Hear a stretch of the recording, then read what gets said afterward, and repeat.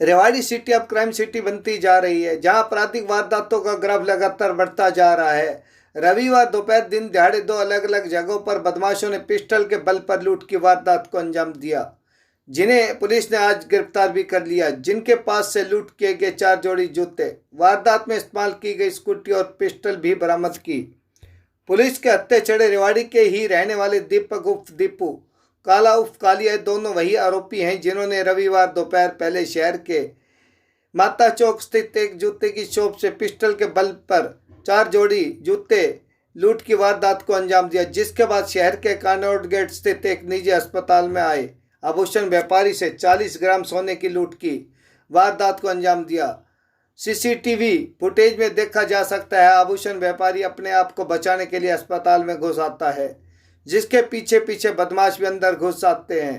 पहले तो बदमाशों को बैग देने का व्यापारी विरोध करता है, लेकिन जैसे ही दीपक उर्फ दीपू नाम का ये बदमाश पिस्टल निकालता है, व्यापारी बैग उसके हवाले कर देता है, जिसके बाद दोनों बदमाश मौके से फरार हो जाते हैं।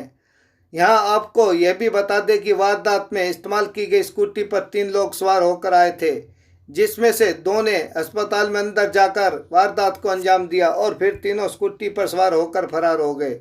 पुलिस का कहना है कि तीसरे युवक को दोनों बदमाश जबरन पिस्टल के बल पर अपने साथ लेकर आए थे, जो वारदात में शामिल नहीं था। रेवाड़ी से राजकुमार की रिपोर्ट। आप हमारे चैनल को लाइक, सब्सक्राइब, शेयर करें।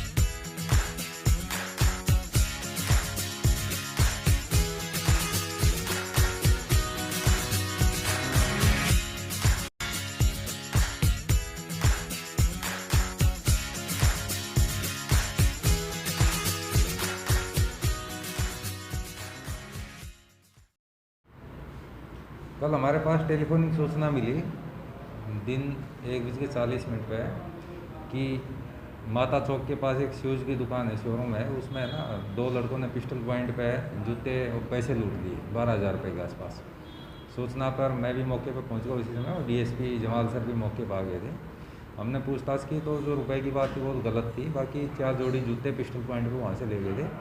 हमने आसपास की वो फुटेज देखी तो फुटेज के अकॉर्डिंग उन लड़कों को लिया हमारे पास आ गया था, इसी दौरान ही सूचना मिली कि उन्होंने एक यहाँ कानौड़ गेट पास एक ज्वेलर है उसके साथ भी मारपीट की है, नहीं उसके साथ भी छीना झपटी की है, उसका बैग छीन के ले गया। तो मेन मोबाइल से हम यहाँ भी आए और क्रॉस चेक करवाया यहाँ के जो कंप्लेनेंट उनसे, तो सेम वही लड़के थे जिन्होंने वहाँ इंसिडेंट किया था।